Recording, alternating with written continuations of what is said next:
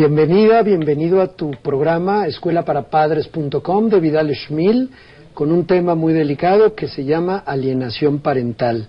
Agradezco la presencia de Maite Góngora, que como siempre nos aporta muchas ideas y estrategias. Muchas gracias, Vidal. Como siempre, un gusto estar aquí.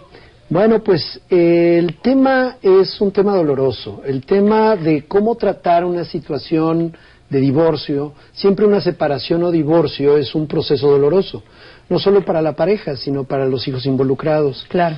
Y en ocasiones, aun cuando para una de las partes de la separación, para ella pueda representar una liberación, a veces para la otra parte no lo es. Sí. Y la posible negación y tensión puede ir creciendo más y más, llevando a una escalada de violencia que puede involucrar injustamente e indebidamente a los niños.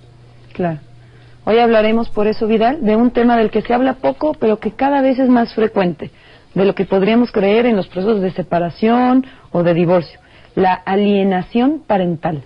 A lo largo de este programa vas a poder conocer en qué consiste, cuáles son los síntomas cuando ya se convierte en síndrome. O sea, la alienación parental es una cosa y se puede convertir en un síndrome ya en los niños y en las personas a quien afecta. Y te recomendaremos acciones que te pueden ayudar a prevenirlo si estás viviendo una separación o un divorcio. En toda ruptura de pareja se producen conflictos, no hay de otra. Una separación nunca es fácil y a veces la reacción que puede tener una o ambas partes en contra de la otra parte puede ser muy violenta. La primera recomendación, por sentido común, para evitar daños a terceros, sería que el proceso legal para poder llegar a acuerdos respecto a los hijos después de una separación o divorcio fuera lo más rápido y sencilla posible, con el fin de que la nueva situación sea rápidamente asimilada, evitando incertidumbres para todos. El gran problema es la incertidumbre, la no decisión y el prolongar mucho esto. Claro. Pero si los hijos no cuentan con padres maduros y serenos para tomar las decisiones más adecuadas para todos, el proceso de separación y divorcio, además de largo, será una pesadilla para ellos. El resentimiento que son capaces de sentir el uno por el otro a veces puede llegar a conducirlos a conductas de desprecio o ataque que en ocasiones son inimaginables. Y el amor que puede haber sentido en su día por la expareja se transforma en una campaña de desprestigio, de odio en contra de esta. Así es. Lo peor viene cuando los hijos sufren esta dolorosa confrontación entre los adultos, cuando los padres utilizan a sus hijos como medio para hacer daño al otro. Esto se conoce como alienación parental. ¿Pero qué significa esto? Vamos por partes. Vamos a ver primero, vamos a desglosar esto. Un síndrome es un conjunto de síntomas característicos de una enfermedad o trastorno físico o mental. El término alienación se refiere a la pérdida de la propia identidad, cuando alguien adopta una actitud distinta a la que en ella resultaría natural. Es pérdida temporal o permanente de la razón o la propia conciencia. Entonces ya estamos hablando de un problema donde la persona actúa y dice y siente cosas que en condiciones típicas normales no tendría por qué sentir. Que son contrariamente contrarias. Exacto. Y parental, bueno, se refiere relativo a los padres o parientes. Así. Entonces, el síndrome de alienación parental, por lo tanto, es la intención de un progenitor a cargo de la guarda y custodia de un menor por enfrentarlo en contra del otro, de modo que el hijo llegue a elaborar una actitud de enfrentamiento injustificado con aquel. De manera más clara, Gardner, el primer especialista en hablar de este concepto, dice, bueno, es una definición larga, pero dice, es un trastorno infantil que surge principalmente en el contexto de disputas por la guarda y custodia de los niños. Su primera manifestación es la campaña de difamación contra un padre por parte del niño. El fenómeno, ya el síndrome, resulta de la combinación del sistemático adoctrinamiento, vamos a decirlo de otra manera, lavado de cerebro, de uno de los padres, más las propias contribuciones del niño, que el niño ya le pone de su propia cosecha, para denigrar al padre, que es objetivo de esta alienación. Este conjunto de síntomas que se producen en los hijos cuando un progenitor, mediante distintas estrategias, transforma la conciencia de los niños, tiene el objeto, tal cual, de impedir, obstaculizar o destruir sus vínculos con el otro progenitor. Claro. Y aunque habitualmente este fenómeno está desencadenado por uno de los progenitores respecto al otro, por la mamá contra el papá contra la mamá, etcétera, en el proceso de divorcio o separación también se está viendo que hay personas distintas que están a cargo del menor que pueden estar haciendo esto, ¿no? A veces la nueva pareja, un tío, los abuelos, y en unos casos un poco más raros se han observado que dentro de parejas que siguen viviendo juntas, ¿no? Se puede llegar a dar esto, aunque es menos frecuente. Por supuesto. A este síndrome la abreviatura es SAP. El SAP, o síndrome de alienación parental, es considerado una forma de maltrato infantil. Y una vez que ha ocurrido y es diagnosticado, puede tener consecuencias legales. Por ejemplo, el cambio de custodia para que el niño vuelva a establecer vínculos con el progenitor que ha sido víctima de la alienación parental. Por eso, presta atención en los siguientes bloques para que puedas detectar si en el caso de vivir una separación también estás cruzando por esta situación. Recuerda, la actitud de los progenitores respecto a la ruptura es crucial para el bienestar de los hijos. Vamos a un corte, regresamos en un minuto. Esto es escuelaparapadres.com de Vidal Schmil y estamos viendo el tema alienación parental. No te vayas. Cuando yo tenía mi vida familiar con mis 2 hijos y el papá de mis hijos, vivía situación de violencia intrafamiliar. Eso me hizo salir del hogar. Al decirle yo a él que lo dejaba, me amenazó diciendo que no volvía a ver a mis hijos si yo pisaba un pie fuera de la casa. Entonces pues lo cumplió, porque salí con mis hijos. Él empieza a crear una situación de pánico con la familia y me levantó una demanda acerca de que yo era la que violentaba a los hijos. Como yo le permitía ver a mis hijos, él iba a casa de mis padres donde yo me había refugiado y platicaba con los niños. Yo le permitía ver a mis hijos. En una situación él se los lleva al coche y los mete con todo lo que, como estaban, así los llevó y no los volví a ver. Eso tenía como un mes de que yo había salido del hogar. Yo le dejaba ir cada que él quería ir a verlos. Él lo lleva directamente al Ministerio Público a declarar en contra mía que yo no los alimentaba, que yo les pegaba, que yo los agredía verbal y físicamente. Entonces esa demanda en el MP la llevó al CABI, que actualmente existe esa institución, y a partir de ahí él empieza a hacer cosas en mi contra para afectarme, y eso pesó en la resolución del divorcio. Cuando a mí el juez me da la sentencia, yo salgo mal. Yo perdí el poder ver a mis hijos porque pesó mucho esa demanda. En esa demanda él me expone porque yo soy como una agresora hacia mis hijos, y como no estaba resuelta, no estaba ni comprobada, el juez determinó que yo era la peligrosa, que yo era la que estaba mal, y me impide ver a mis hijos hasta que yo no pudiera comprobar que era sana para convivir con ellos.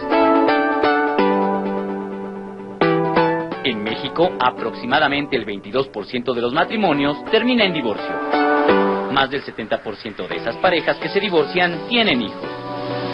Aproximadamente el 30% de esos casos de divorcio no tienen una custodia asignada a ninguno de los padres por falta de un acuerdo entre ambos.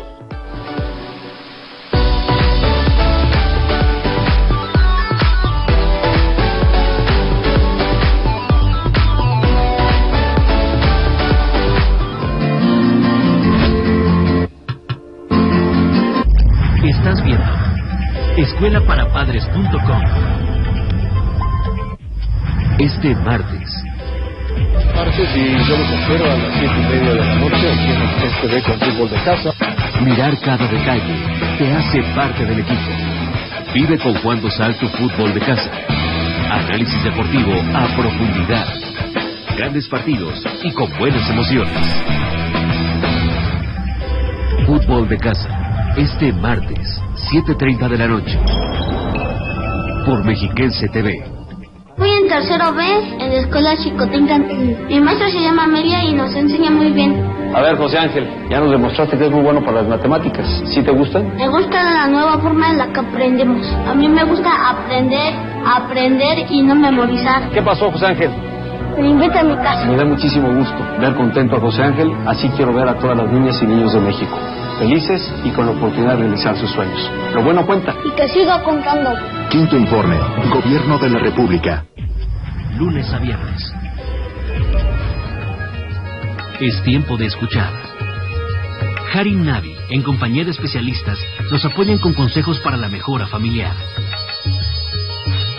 Seguramente vamos a aprender muchas cosas durante este programa. El que oye consejo encuentra la salida. El que oye consejo, lunes a viernes, 11:30 de la mañana. Por Mexiquense TV. Este martes. Nuestra esencia como mexiquenses vive en nuestras tradiciones. La magia se hereda y se festeja. Conoce la historia detrás de nuestras fiestas.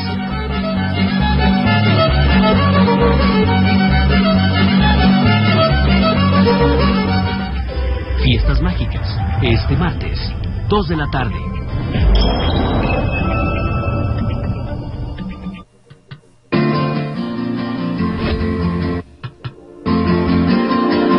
Actualmente tengo 4 hijos. La segunda hija es quien está separada de mí. En su momento yo tuve una vida en Amaciato con la mamá de ella. De ahí engendramos a mi hija. A partir de ahí, hubo conflictos entre la pareja.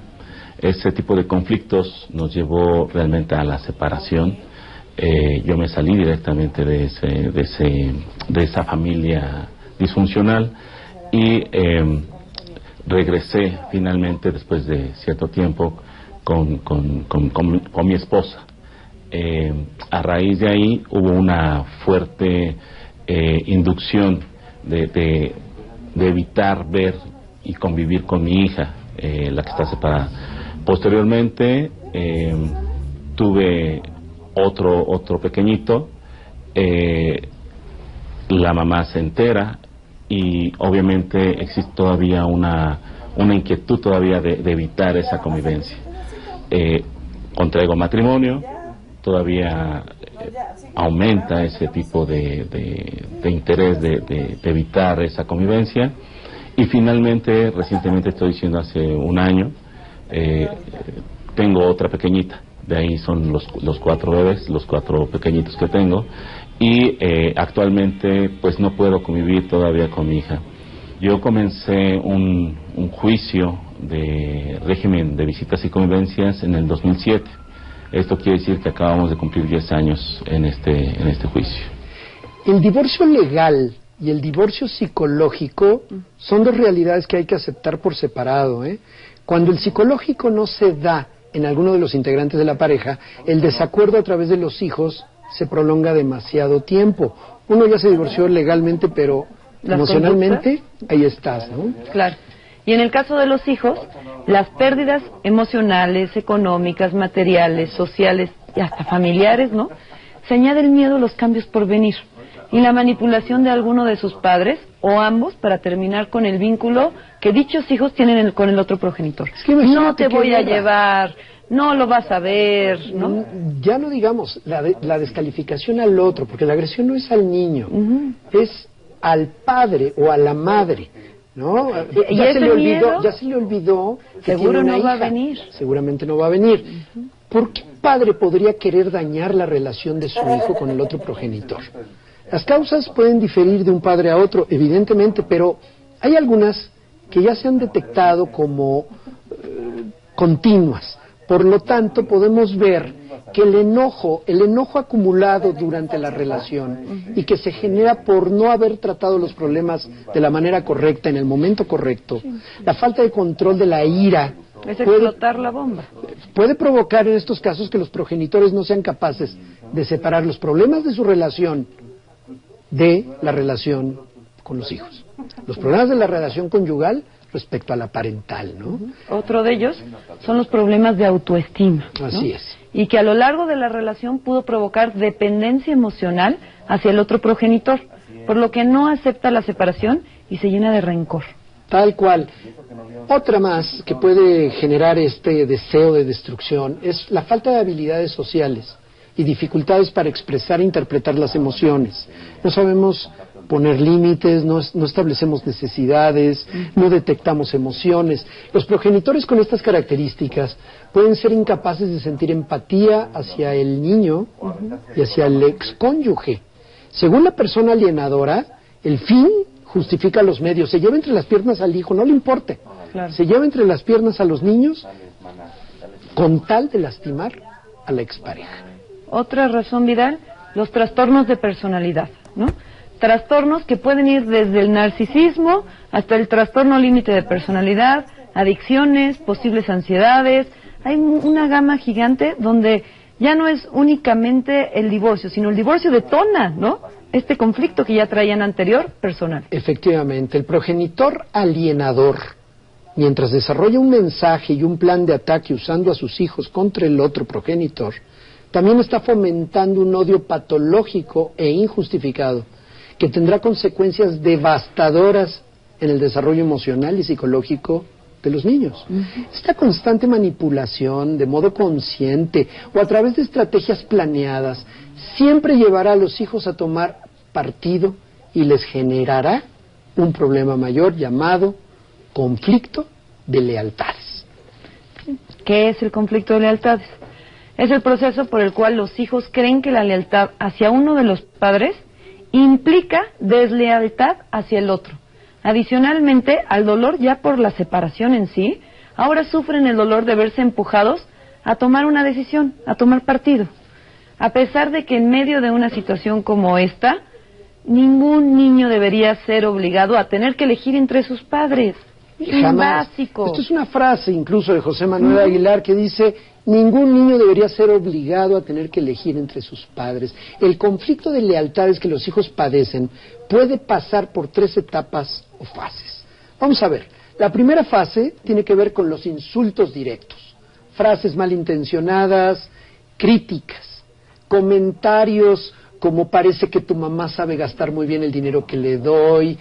Mala leche, ¿no? Sí. ¿Te trata bien esa mujer con la que tu papá se divierte cuando regresa el fin de semana, ¿no? Entre otras, para llegar a una segunda fase. Exactamente, la segunda fase ya inundan al menor con estrategias sutiles o algunas ya muy evidentes, y los ataques se repiten continuamente y son cada vez más graves, incluso acusaciones falsas o agresiones sexuales u obstáculos para impedir visitas y el contacto con los hijos. O sea, la acusación falsa es de que hubo una agresión sexual. Sí. Ese es el tema, el punto, que pueden inventar que hubo una agresión sexual. Llegar a eso, ¿no? Llegar no a una agresión sexual, que campaña de denigración, injurias y descalificaciones hacia el otro progenitor. Es decir, ya se alcanzó el objetivo de la alienación. El hijo o hija ataca al otro progenitor sin que el alienador tenga que seguir hablando mal de la expareja. Ahora, para entender mejor los efectos psicológicos de este proceso, vayamos a ver la entrevista que tenemos con nuestra invitada especial en este tema. Pon atención, yo estoy seguro que vas a encontrar cosas muy interesantes. Nos acompaña en esta ocasión la doctora Margarita Montes de Oca Colín, que es doctora en psicología y perito psicológica también. Muchísimas gracias por su presencia, por haber aceptado esta invitación. Y bueno, como parte de esta organización Lazos Protectores AC, que trabaja en favor de los niños y de las personas que tienen este problema de alienación parental o incluso llegado a extremos de síndrome ya, ¿qué nos puede decir como la problemática principal o la radiografía o el estatus actual de esta problemática en nuestro país? Bueno, muchas gracias por la invitación. Y la radiografía es multifactorial, pero resalta principalmente en este tema los retrocesos que hay, los aparentes avances en materia de legislación y los retrocesos que hay fundamentalmente por las actitudes de los legisladores, ¿no? Vamos a hablar. ¿En qué sentido? En el sentido de que hay tiempos para que la alienación parental no se convierta en un trastorno, algo más grave que un síndrome.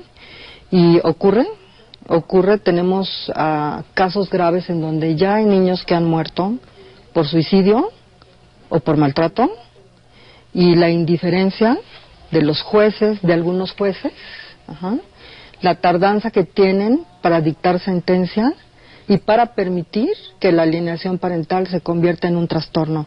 Entendemos por un trastorno algo que va a permear en las esferas vitales de los niños y de los adolescentes, que es lo biopsicosocial, y que es en la familia, en la escuela y en lo social, básicamente. Entonces, la actitud de estos legisladores que nos está mencionando es lo que está impidiendo de alguna manera que haya una respuesta más veloz, resoluciones más veloces. ¿Por dónde va la problemática? ¿Cuál sería la solicitud o la exigencia que usted como perito podría, a través de este foro, lanzar a quienes toman estas decisiones? Que se involucren los jueces más en los asuntos, que vean el peligro que corren algunos niños y adolescentes, quedándose en ocasiones con un custodio que es indiferente a sus necesidades básicas, vamos a llamar necesidades básicas, biológicas, de protección y sociales. En muchas ocasiones el único interés es cobrar una pensión, no generalizo, no son todas, pero el único interés es cobrar una pensión, tener al hijo como estandarte para poder recibir esa pensión y olvidarse de cubrir esas necesidades. Hay niños que acuden a la escuela con evidencias claras de que han sido golpeados por la madre o por la abuela materna o por la gente que vive en ocasiones hacinados, incluso con más de 10 perros, ¿no? En una vivienda en donde vive mucha gente, y acuden a la escuela en condiciones evidentes de maltrato físico y emocional, y hay indiferencia para denunciar, hay temor para denunciar, ¿no?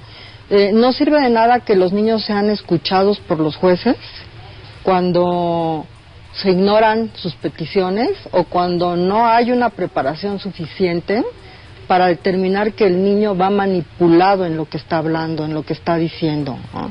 Muchas ocasiones los juzgadores se basan en las periciales, sobre todo en psicología, y resulta que muchos peritos no tienen la experiencia necesaria, se requiere experiencia clínica, aparte de empaparse en cuestiones de conocimiento legal. Pero entonces, ¿cómo se llaman o se ostentan como peritos? Porque con tener una carrera terminada y una cédula, tú puedes ser perito, ¿sí? Entonces, a veces hay psicólogos sin nada de experiencia en el ámbito que están elaborando peritajes que no se entienden por ningún lado. Pero no solo esto, en instituciones oficiales tienen psicólogos que pueden determinar en 3 minutos y medio que un niño o una niña de 2 años, 3 años fue abusada sexualmente por el padre o por la madre. Es un hecho que no es así. Y no es así, y que se toma como una evidencia de peso, de gran peso, para que un padre esté impedido para convivir con su hijo o con su hija, o para que incluso tenga todas las posibilidades de ir a prisión, ¿no? Entonces, y hay varios casos, muchos, por ejemplo, en el Estado de México, ¿no? En donde de manera como constante aparece el nombre de una misma perito que hace nosotros vemos los discos y la entrevista no dura ni 3 minutos y ella determina y concluye que ese niño o esa niña fue abusado sexualmente, ¿no? Bajo la complacencia y la nula supervisión de las personas que son sus superiores.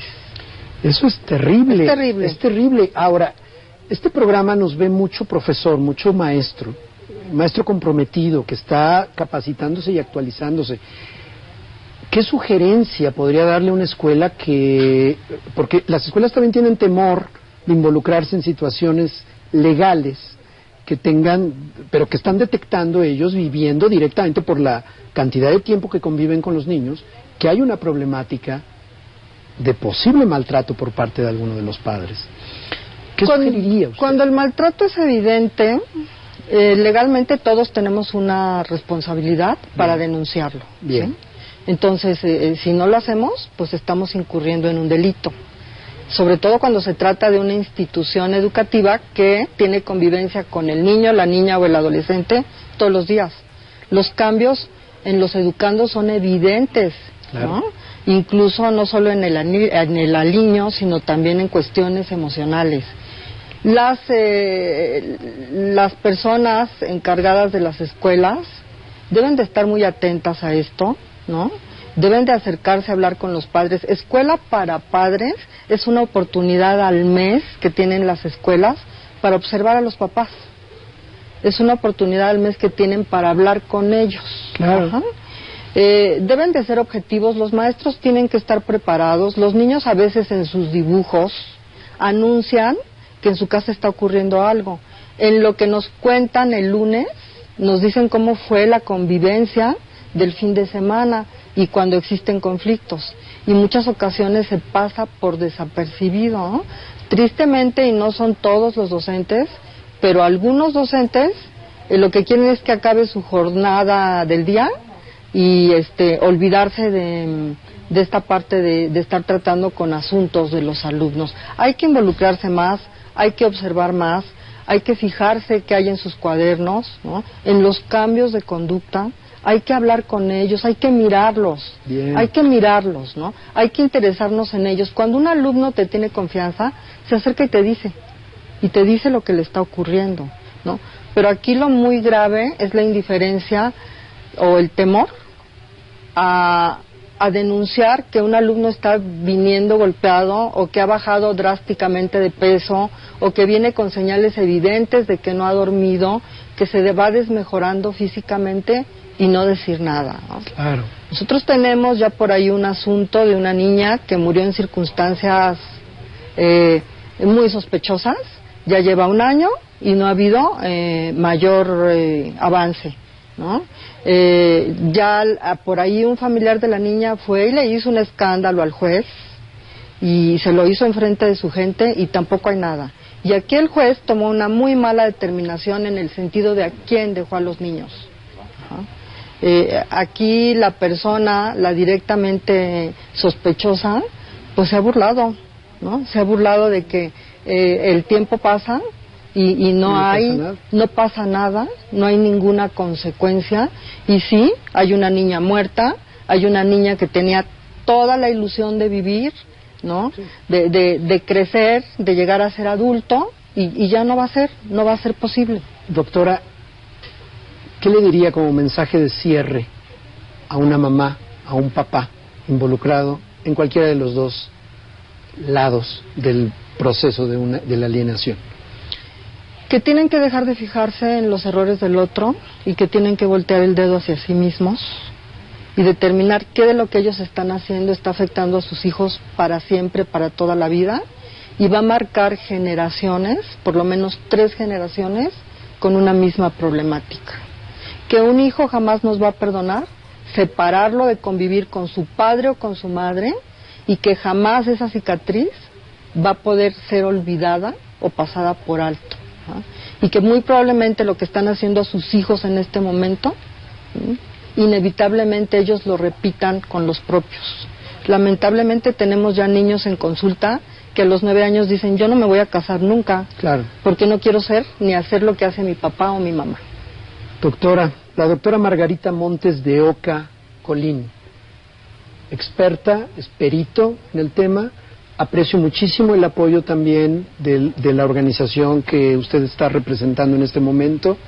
Y bueno, veamos algunos testimonios adicionales que nos pueden dar más luz sobre este tema.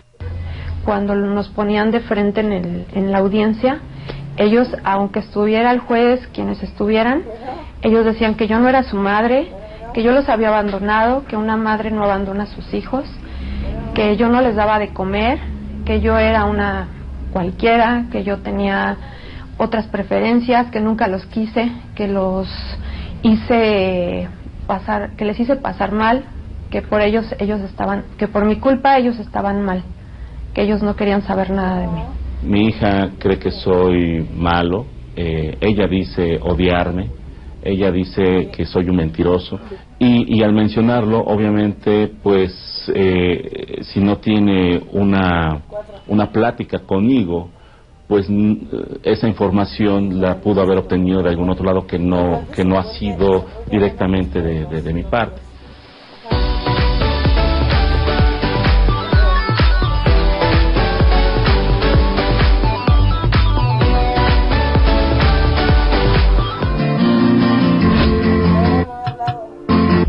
Estás viendo escuelaparapadres.com. ¿Tienes alguna pregunta, propuesta o comentario para el gobernador? Participa en el programa Erubiel te responde, con motivo del 6º informe de resultados del gobernador del Estado de México, Erubiel Ávila. Envía tu comentario o pregunta con el hashtag Erubiel te responde a nuestros invitados especiales: Eduardo Ruiz Gil, Mariano Osorio, Oscar Glenn, Rodrigo Galván, Reno Rojas y Fernando Lozano. Y como moderador, Rubén Cortés, quienes seleccionarán las mejores preguntas y se las harán al gobernador para que te responda. Sigue la transmisión este jueves 7 de septiembre en punto de las 8 de la noche a través de las diferentes señales del sistema de radio y televisión mexiquense y por internet. Gente que trabaja y logra en grande. Estado de México. Lunes a viernes. Conoce a Kang Jong, un joven al que el destino le tiene preparado un cambio radical de vida. Tras un accidente descubrirá que su espíritu ha sido transportado al cuerpo de Si Jong-ji, un exitoso doctor que está comprometido con la profesora de secundaria, Jill Daran. ¿Qué hace un muchacho cuando descubre que se ha convertido en el prometido de su propia maestra? Big, creciendo sin querer. Lunes a viernes, 5 de la tarde. Por Mexiquense TV. A partir de este 4 de septiembre, vive todas las sorpresas que Mexiquense TV tiene para ti. Aventuras, cultura, ciencia y tecnología, hazañas y biografías dan testimonio de la mejor programación.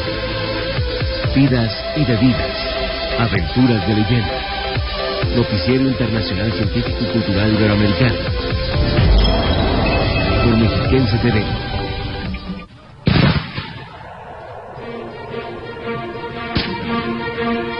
Es tiempo de conmemorar un episodio de la historia mexicana recordada por la valentía de sus protagonistas. La patria agradecida los recuerda en las páginas de la historia y los mexicanos los inmortalizamos en la memoria. 13 de septiembre, honrando a los niños héroes de Chapultepec.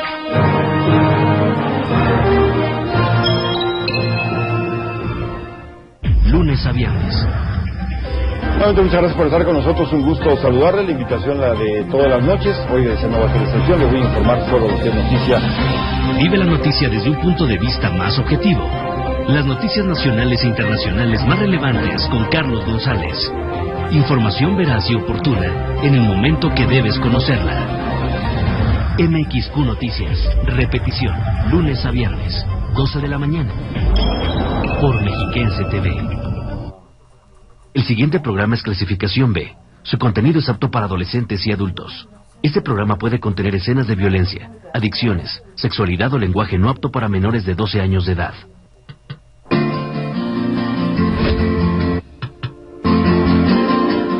En este punto, y con el síndrome de alienación parental manifestado en su totalidad, el progenitor alienado no lo puede creer.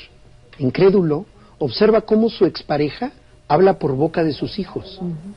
Pero ¿cómo se puede saber efectivamente que tus hijos están siendo víctimas de este SAP o síndrome de alienación parental?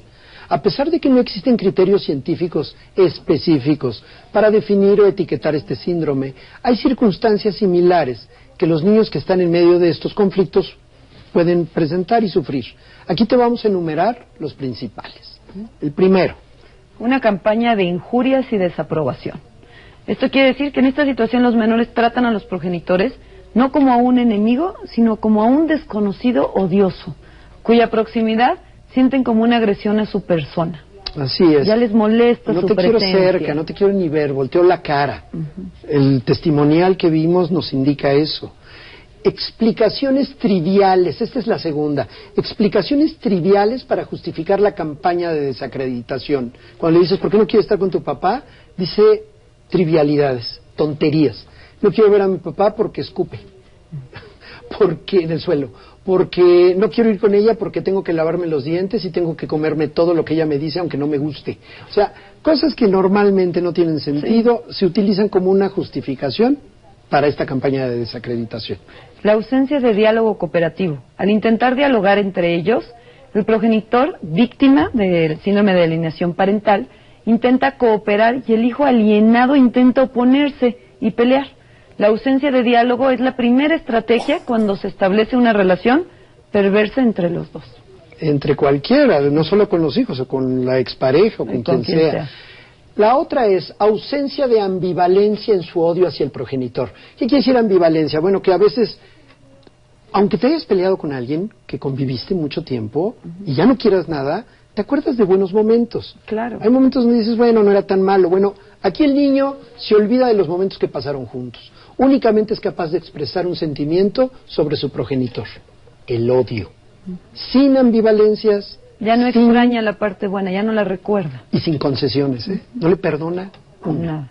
La siguiente. El fenómeno del pensador independiente. Esto quiere decir, quiere reafirmar que sus decisiones y sus actos son responsabilidad e iniciativa propia, no del progenitor alienado. Sí, o sea, cree que él piensa de esa manera. Sí. O sea, yo lo creo, nadie me lo dijo. Nadie me lo dijo, aunque sufrió un lavado de cerebro.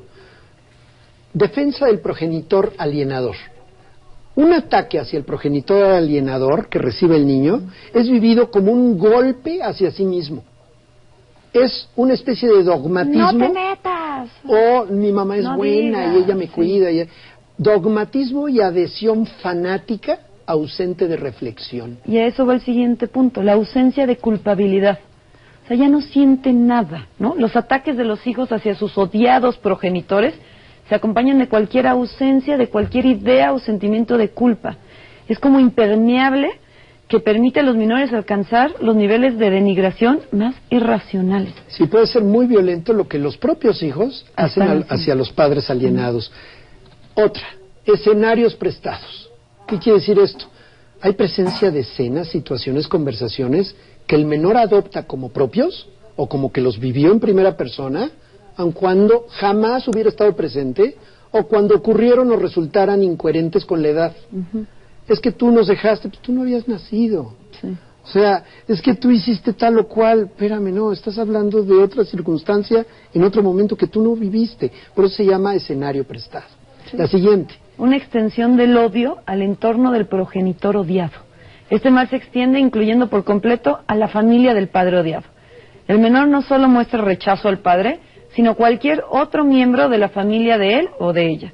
Y situación especialmente ingrata en el caso de los abuelos. Sí, no quiere saber ni de los abuelos, ni de las tías, ni de los primos que tengan que ver con esa parte de la familia. Sí. Es una división total, es una negación realmente.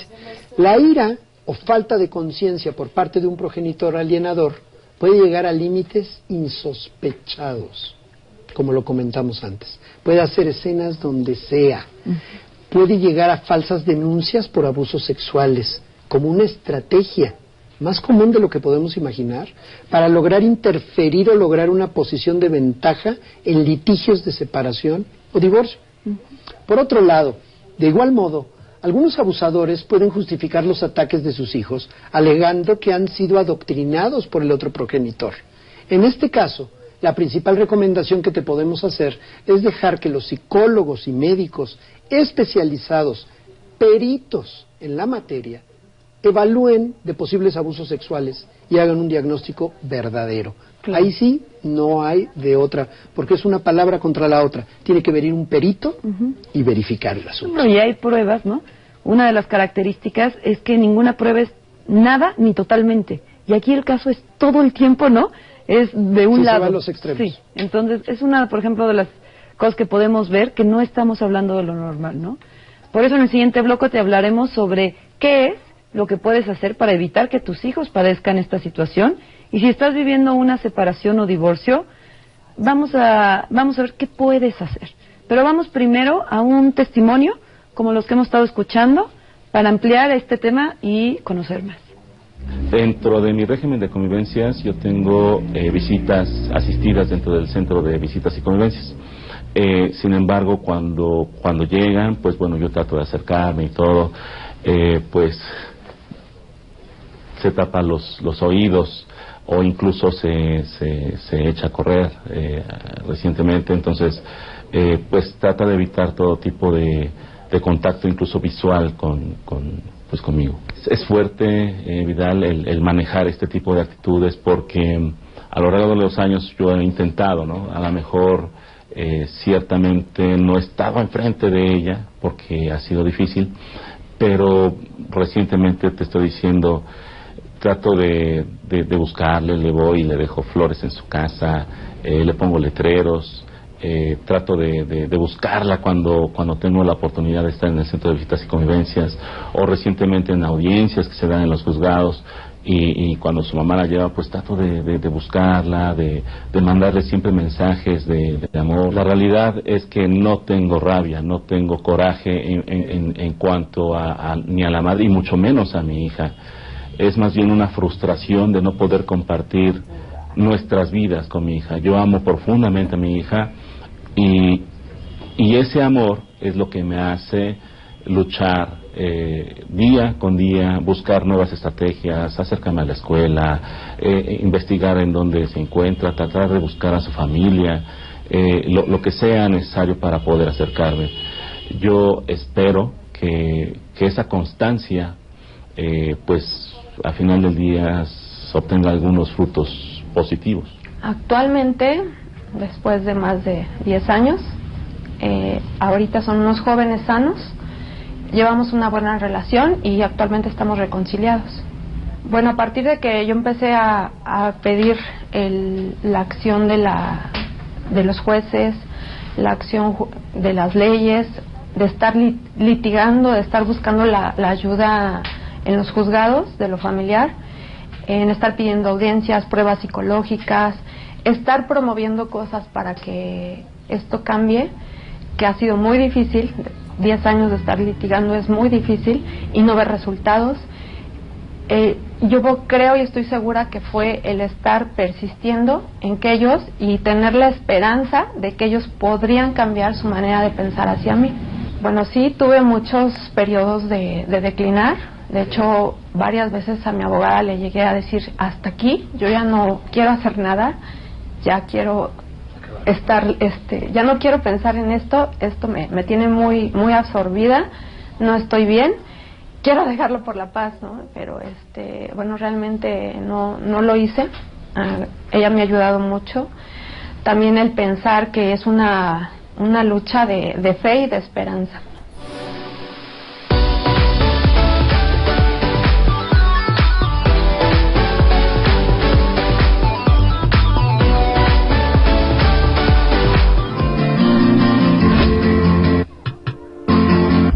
Estás viendo escuelaparapadres.com. Es a viernes. Chef, ¿ya está lista la comida? Claro que sí, Carlita, todo listo y muchas sorpresas que hemos preparado con Mariana y Geraldine. Chicos, ¡a comer! ¡A comer! Voy a preparar todo. Ay, sí, ya estamos listos porque también vamos a tener el reto a tu mente, adivinanzas, chistes y mucha diversión. Todo esto y mucho más de lunes a viernes de 3:30 a 5 de la tarde por Mexiquense TV. Así es, los esperamos aquí en Click Club. Click Club, lunes a viernes, 3:30 de la tarde. Por Mexiquense TV. Próximamente. Prepárate, ponte cómodo. En septiembre, Mexiquense TV se renueva por ti. Despierta con la mejor actitud, con todas las sorpresas que tenemos para ti. Llénate de vida sana y entretenimiento con la mejor programación. Espéralo. Por Mexiquense TV. Lunes a viernes. Nuevamente, muchas gracias por estar con nosotros. Un gusto saludarle. La invitación, la de todas las noches. Hoy de esa nueva extensión le voy a informar todo lo que es noticia. Vive la noticia desde un punto de vista más objetivo.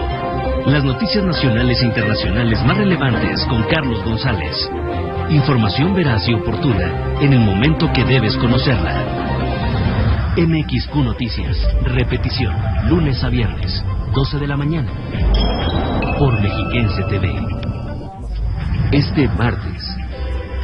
martes y yo los espero a las 7:30 de la noche aquí en el TV con Fútbol de Casa. Cada detalle te hace parte del equipo. Vive con Juan Dosal tu fútbol de casa.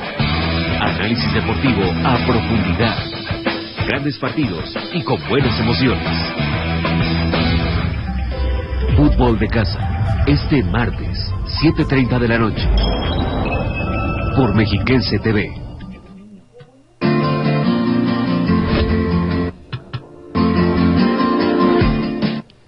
Vamos a ver qué es lo que puedes hacer. Como en muchas de las problemáticas que hemos tratado a lo largo de esta temporada, en el caso del síndrome de alienación parental, uno de los principales medios de prevención es la comunicación clara. Sentido común, pero es real. Una relación sana entre padres e hijos es la base que puede sostener cualquier situación por difícil que sea. Por ejemplo, un divorcio, ¿no? Entonces, son los siguientes puntos para establecer una relación sana entre padres e hijos. Así que empecemos por hablar de las cosas que debes tomar en cuenta para establecer este tipo de relación con tus hijos, independientemente del momento que estés pasando por tu pareja. Así es. Primero, para empezar, las relaciones sanas incluyen momentos de afecto, pero también discusiones.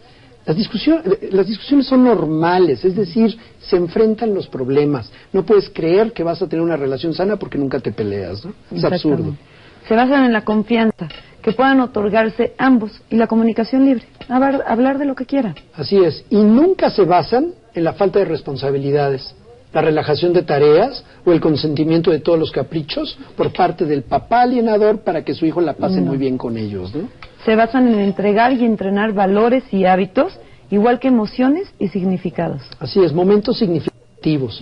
Incluyen sentimientos elevados como deseos, temores, que hacen que deseemos vigilar o proteger de modo próximo al otro. Eso está incluido en una relación sana. Incluyen el deseo de amar a ambos progenitores, evita contactos riesgosos. En ocasiones los niños evitan visitas por la tensión que perciben. Sí, nada más porque se acercan. Darle la seguridad de que puede ir, que está bien que vaya. Así es. No existe reparto equitativo ni estable de lealtades. Esto no es una competencia. Deben basarse en la libertad de expresar sentimientos y opiniones, sin temer la reprobación de ninguno. Sí, que te repruebe el otro, no importa. Incluye participar en lo bueno y lo malo de la vida de tu hijo, con la intención de cumplir un proyecto de vida en común. Si la relación que tienes con tus hijos se rigen por estas normas claras o criterios, las probabilidades de que ellos sean vulnerables a una situación de alienación es menos probable. Pero si crees que estás en medio de un conflicto de este tipo, estas son algunas estrategias que pueden intentarse y te serán de muchísima ayuda. Siempre mantén el contacto con tus hijos. No lo pierdas. Por más breve y distante que sea, mantén siempre ese contacto. Así es. Mantén las distancias para no perder el control. Cuando sientas que estás a punto de perder la cabeza y quieres estrangular y gritar, busca una distancia prudente hasta calmarte. No hay de otra. Claro. No respondas ni inicies un ataque. Las respuestas generadas por la rabia y la frustración no son las adecuadas. No. Evidentemente vas a perder totalmente el control. Hay cosas que debes de hacer con tus hijos. Juega. Si se puede, también haz cosas más personales. Por ejemplo, ayudarlo en una tarea del colegio, un trabajo, una conversación sobre el futuro. Cosas que de verdad hagan que convivas con tus hijos. Trata de transformar las quejas en una petición. Procura además que esa petición que hace tu hijo te comprometas a cumplirla. Esto también te ayudará a recuperar tu credibilidad ante él. Así es. Y usa la estrategia del bambú. ¿Qué es eso? Así como se dobla ante el viento pero se endereza y no se quiebra, tú no respondas a ataques. Flexibilidad y dureza. No oratoria, discursos y lucha continua. No vale la pena. Cuida las entonaciones y las formas frente a tus hijos. Siempre en cualquier situación, piensa primero en lo que ellos piensan y sienten. Así es. Haz una reunión familiar, convive con él en algún momento en tu entorno propio familiar, sobre todo donde hay otros niños de su edad, donde tenga la oportunidad de jugar y participar con ellos. Que les quede muy claro que también, por no estar contigo, se pierde de cosas buenas. Claro. Entonces, que le guste estar contigo. Respeta tiempo y necesidades de espacio. Esto quiere decir que a pesar de que todos los esfuerzos que hagas, no siempre va a querer estar contigo. Dale su espacio cuando sea necesario y tampoco lo obligues a llevarse, ¿no? Un regalo, a llevarse un regalo. Ah, bueno, de aparte. Es que luego el papá le quiere dar un regalo, el niño no lo quiere, la mamá se lo obliga. Y la mamá o el papá alienador se lo va a romper. Sí. Entonces no lo pongas en posiciones vulnerables. Cuando se tenga que hablar de algo desagradable, elige el momento adecuado. Ese momento que permita hablar con la voz más baja posible en un lugar privado, muy en corto. Recuerda que el síndrome de alienación parental es una forma de maltrato infantil y una vez que ha ocurrido puede tener consecuencias, no solo legales, sino psicológicas muy graves en los niños. En este punto ya es necesaria una intervención profesional. La terapia es una gran ayuda para tratar de revertir la situación.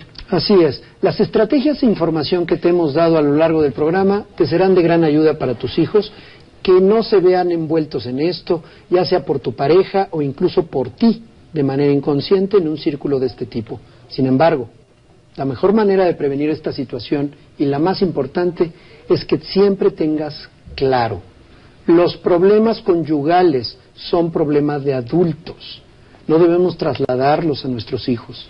Recuerda, el amor que te motiva para ayudar a alguien más a realizar su proyecto de vida debe estar regido por elementos fundamentales de cuidado, responsabilidad, respeto y conocimiento.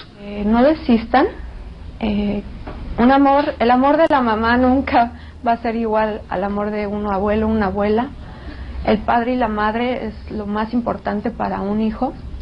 En el caso de los padres que esté pasando esto o las mamás, el amor es el que nos va a mover a soportar, al no declinar, y les invito a que no lo hagan, a que sigan persistiendo, no abandonen, y que siempre que tengan la oportunidad de tener a sus hijos de frente, que es lo que yo hacía en los centros de convivencia, aunque ellos no querían escucharme porque se tapaban los oídos o a veces volteaban la mirada, siempre les dije, hijos, yo siempre voy a seguir siendo su mamá, los amo y aquí voy a estar.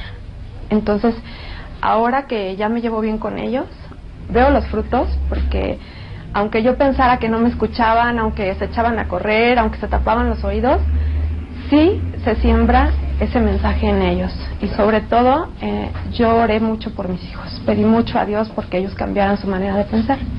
Bueno, yo creo que la recomendación serían para diferentes tipos de padres.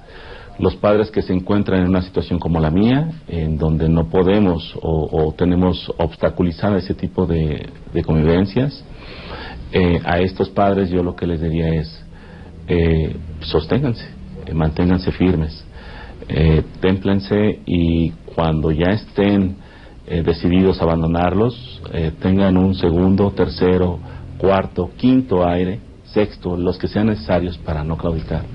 Sus hijos valen la pena, mi hija vale la pena y no lo voy a hacer. Ese sería el primer mensaje. El segundo mensaje es para los padres custodios que por alguna razón, circunstancia, lo que sea, impiden las visitas del padre no custodio. Piensen en el beneficio que le pueden hacer a su hijo cuando tienen una familia separada, pero atendiendo ambos a los pequeñitos. Pues también a las autoridades, a que piensen que no somos un número de expediente, sino es en beneficio de los pequeños, en el cual deben de estar pensando esas autoridades, y no solamente en decir, pues bueno, si ustedes están peleados, arréglenlo. No, es por el beneficio principal del menor. Papá y mamá deben apoyarse, y la ley debe estar obligada a que el papá y la mamá puedan convivir con ese pequeñito en cualquier circunstancia. Espero esta información te haya sido de utilidad. Maite, muchísimas gracias por tus aportaciones, y bueno, te esperamos en la siguiente ocasión en una emisión más de escuelaparapadres.com de Vidal Schmil. Muchísimas gracias y hasta la próxima. Hasta luego.